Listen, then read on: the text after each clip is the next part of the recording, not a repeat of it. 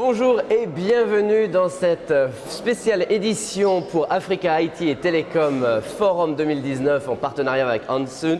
Je suis Marc-Antoine, votre présentateur, et cette édition spéciale sur les startups qui viennent justement de remporter les prix que nous décernons cette année. Et je suis accompagné d'abord avec Kenza Bouziri. Bonjour. Bonjour à vous. Bonjour. Et vous êtes directrice Open Innovation de Inouï. Alors, avant de présenter nos autres invités, pouvez-vous nous dire un petit peu ce qu'apporte Inouï ? Oui, bien sûr. Alors, pour tout le monde, Inouï est un opérateur global en télécommunications au Maroc. Donc, ce qui est important pour nous, c'est d'accompagner les startups. C'est un de nos axes de développement. Accompagner les startups dans toutes les phases de développement. En fait, ça va de l'ideation au début, avec la sensibilisation dans les lycées, universités. Et bien sûr, après, tout ce qui est incubation, formation, pour arriver à l'accélération de startups. Évidemment, nous ne le faisons pas seuls. Nous le faisons avec des partenaires de l'écosystème entrepreneurial au Maroc, qui lui est le lien entre les startups et les corporates. Donc nous avons plusieurs programmes que nous mettons en place, et je dirais un programme phare que nous avons, ce sont les Inouï Days, qui existe depuis ces 7 ans. Donc pour vous dire qu'on a commencé depuis pas mal d'années déjà à accompagner les startups, et on a plus de 100 porteurs de projets qui sont passés à travers Inouï Days dans différentes thématiques, vraiment dans l'éducation, la Smart City, le Green Tech, et dernièrement autour de la Civic Tech. Donc voilà, et ce programme-là, on l'a ouvert pour l'Afrique, quand je dis l'Afrique francophone, puisque nous sommes tous africains, et c'était vraiment une très belle édition l'année dernière, et il y a une start-up béninoise qui a gagné. Donc voilà, et nous allons continuer dans cette lignée-là. Donc ça, c'est important pour nous d'être ici, de rencontrer des jeunes start-up aussi ivoiriennes ou autres, pour savoir comment ça se passe, comment se passe l'écosystème ivoirien. Justement, nous avons les lauréats de cette année. On va commencer avec la transformation digitale. Nous avons 2 lauréats avec Lamine Barraud. Bonjour et bienvenue. Donc je vous invite à prendre le micro. Merci. Lamine Barraud, CEO de Etudesk. Et nous avons aussi Corinne Ouattara. Bonjour Corinne, pour Pass Santé Mousso. Vous êtes tous les 2 lauréats pour la transformation digitale. Alors, on va commencer avec Lamine, avec un pitch d'une minute. Présentez-nous un petit peu votre idée et votre entreprise. D'accord, en fait, voilà, comme vous l'avez dit, je suis Lamine Barraud, le fondateur et président directeur général d'Etudex. Alors, Etudex est né en 2016 à partir d'un fait. En fait, moi, je suis passionné par l'éducation, et en tant qu'autodidacte, je me suis beaucoup formé en ligne. Donc, ce qui m'a permis, en fait, durant 7 ans de collaborer avec les entreprises locales en tant que consultant et aussi formateur. Donc, ce qui m'a permis en fait d'avoir des opportunités d'emploi pour des métiers pour lesquels je n'avais pas de diplôme. Alors que j'avais des amis en fait qui avaient des masters, qui avaient des licences, mais qui peinaient à avoir ne serait-ce qu'un stage en fait. Et donc, lorsque je me suis penché sur le problème, je me suis rendu compte qu'il y avait un problème d'inadéquation formation-emploi. Et donc, pour pouvoir résoudre ce problème-là, j'ai créé Etudex en 2016. Et donc, avec Etudex, on a un positionnement comme une université des entreprises. Donc, on discute avec les entreprises, on identifie leurs besoins en termes de compétences, puis on produit des modules de formation qu'on diffuse sur notre plateforme www.etudex.com. Corinne, si vous voulez bien nous présenter en une minute justement votre entreprise, CEO de Pass Santé Mousso. Alors moi, c'est Corinne Ouattara. Je suis la directrice de MCM qui porte le projet Pass Santé Mousso. Alors pour nous, le déclic, c'est en 2014. Compte tenu du fait qu'il y a eu un incident qui a vraiment bouleversé un peu la société ici. Le décès d'un jeune mannequin qui, par manque d'information, s'est rendu dans le centre de santé et est décédé. Donc nous, on a compris tout de suite la problématique qu'il fallait penser et résoudre. C'est quand quelqu'un part dans un centre de santé et qu'il n'a aucune information sur lui ou il est inconscient. Comment est-ce que le corps médical s'y prend pour le prendre en charge rapidement et surtout efficacement. Donc c'est pour nous, c'est de là est réparti le déclic. Et donc le Pass Santé, c'est une plateforme web donc associée à des bracelets. Donc j'emporte là ou encore médaillon, et qui permet d'avoir sur soi ses données personnelles médicales pour faciliter sa prise en charge et son suivi médical, mais pour permettre aux SAMU, aux pompiers de pouvoir apporter des soins efficaces surtout. Voilà. Donc un dossier médical dématérialisé qui justement est concentré. Alors si on peut peut-être montrer un peu mieux les bracelets. Je l'ai là. Parfait. plus D'accord, simplement. donc il y a un QR code Il y a un dessus QR code, il y a des puces NFC à l'intérieur. et une puce NFC. Voilà. D'accord. Bon, merci beaucoup Corinne. Et alors, pour justement la technologie inclusive, nous avons la lauréate qui est Raïssa Bohoro, pour CEO de Lucie. Bonjour Raïssa, merci d'être avec nous et félicitations. Merci beaucoup. Si vous voulez bien nous présenter ce qu'est Lucie et ce que vous faites. Bonjour à tous déjà. Je me nomme Bonro Raïssa, je suis cofondatrice de l'entreprise Bonro Service Group en fait, qui gère le projet Lucie. Et à la base, Lucie, c'est une petite fille en fait qui aide les personnes en fait non scolarisées ou déscolarisées à apprendre à lire et écrire. Et le projet nous est venu en 2016 où on avait à la maison en fait une fille de maison qui ne savait pas lire mais qui était pleine d'ambition. Malheureusement en fait qui était freinée par le fait qu'elle ne pouvait pas savoir, qu'elle ne savait pas lire. Donc cette jeune fille ne pouvait pas par exemple ambitionner faire de la couture, elle ne pouvait pas ambitionner mieux scolariser son enfant parce qu'elle-même ne savait pas lire.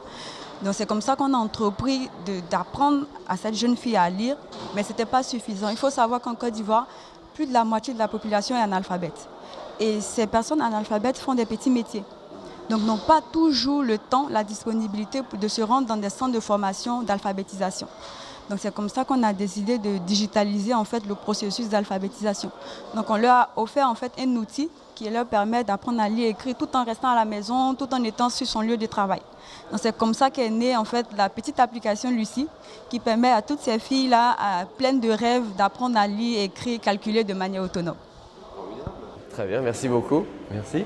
Et la coopération Sud-Sud, donc la catégorie, le gagnant Ange-Frédéric Balma, bonjour et bienvenue, Bonjour, bravo. Merci. Vous êtes CEO de l'IFILED. L'IFILED. Alors justement, l'IFILED, qu'est-ce que c'est? Alors l'IFILED, c'est une technologie avant tout qu'on a transformée aujourd'hui en produit. Une technologie qu'on a développée et brevetée qui permet en milieu rural de ramener à la fois de l'électricité, de l'internet et du contenu qualitatif pour former et permettre aux populations du monde rural, autrefois démunies, qui n'avaient pas accès à l'électricité, qui n'avaient pas accès à Internet, qui n'avaient pas accès également à des contenus de qualité, de bénéficier en un temps record, en une journée, de sauter ces différents âges-là, de passer de l'âge de pierre au 21e siècle grâce juste à une ampoule désormais. Quel a été votre défi principal en fait pour créer votre entreprise et pour vous développer en tant que start-up? Déjà, moi, lorsque je me suis lancée, en fait, j'ai commencé le projet, j'étais pleine de rêves, j'étais pleine d'ambition. Mais le problème, c'est que j'avais une cible assez compliquée à adresser. Parce qu'à la base, en fait, ma cible ne sait pas lire. Et leur offrir, en fait, un outil d'apprentissage, même si on a réussi à l'autonomiser, mais c'était déjà difficile d'adresser ma cible, de communiquer avec ma cible. Et ça, c'était la première difficulté. Et lorsque j'ai réussi à communiquer avec ma cible, est venu le problème de paiement. Comment, en fait, ma cible paye? Parce qu'en réalité, une entreprise, elle doit être rentable. Donc moi, je ne suis pas une ONG, donc j'ai besoin de rentabiliser mon application. Et ça a été le plus gros problème parce que déjà, les opérateurs ne mettent pas les API à disposition pour le paiement en ligne. Et est-ce que ma cible pouvait déjà payer en ligne? Ça, c'était la plus grosse difficulté. Ma cible n'avait pas la possibilité de payer en ligne. Elle ne savait pas payer en ligne. Donc moi, j'ai dû former ma cible en fait à pouvoir payer en ligne, par exemple. L'un des challenges que nous, entrepreneurs, nous avons sur notre marché, c'est que nous sommes en train de créer en fait à partir de zéro notre écosystème. C'est un écosystème qui est vraiment inexistant. Et donc dans cet écosystème-là, on essaie aussi de sensibiliser toutes les parties prenantes. C'est vrai, il y a les clients, mais il y a également aussi les fournisseurs, il y a le gouvernement qui doit aussi nous aider à mettre en place un environnement favorable aussi, tout ça. Et donc ça, c'est un grand challenge. C'est pas parce que les startups, ça marche à la Silicon Valley, en Europe, que ça sera évident ici. Et lorsqu'on essaie de prendre ces success stories là-bas comme des référentiels, ça ne marche pas en fait. Raïssa parle en fait de ce problème de paiement. C'est sûr qu'en créant notre startup ici, on ne va pas intégrer des cartes de crédit comme moyen de paiement, ça ne marche pas en fait. Donc on essaie de trouver des stratégies, on essaie de trouver des modèles en fait, qui marchent en fait, sur notre marché. Et ça, c'est toujours en maturation. Donc il faut parfois faire entorse au règlement pour pouvoir montrer son dispositif, le fonctionnement, et certainement qu'après on rentre dans le moule, on va dire, du régulateur. Et ça, c'était un gros défi pour nous parce qu'il fallait arriver sur un chantier où il n'y avait pratiquement pas de loi pour une technologie qui était quasiment nouvelle, puisqu'on n'utilise pas les ondes électromagnétiques, plutôt le spectre lumineux. On est soumis à une licence ou à une autorisation. Le régulateur lui-même ne sait pas parce que dans ces textes, ce n'est pas prévu. En fait, je voulais réagir à tout ce que ces jeunes et ambitieux startups ont dit, et j'adhère complètement dans le sens où on ne peut peut-être pas se comparer à la Silicon Valley, mais on a des ambitions aussi grandes, et ça c'est important. On est dans un formidable continent, notre continent, où il y a sûrement beaucoup de défis, mais il y a beaucoup d'atouts aussi. Il y a une multitude de choses à créer et bien sûr, il faut y croire. Effectivement, il y a le problème de paiement. On est dans des pays, que ce soit le Maroc ou la Côte d'Ivoire, avec des populations d'analphabétisme qui reste malheureusement encore assez élevé, mais on est assez innovant et ingénieux, et tous ces jeunes startups le montrent, que ce soit au Maroc, au Côte d'Ivoire ou ailleurs, pour dépasser en fait tout ça et trouver des solutions, que ce soit autour du paiement, de la régulation, ou être persévérant finalement pour attendre aussi longtemps et finalement que ça fonctionne. Ce que je voulais compléter, c'est qu'il faut qu'il y ait un écosystème entrepreneurial. C'est-à-dire qu'entre les corporates et les startups, il y a des formateurs, des incubateurs, des associations qui aident en fait et qui sont le lien entre ces startups et ces corporates qui vont travailler ensemble. Parce que l'objectif, tout simplement, c'est d'avoir des bons de commande, des partenariats, de travailler en fait, que ce soit avec des institutions de santé, que ce soit avec des grandes entreprises comme Etudesk ou autres. Donc c'est cet écosystème qu'il faut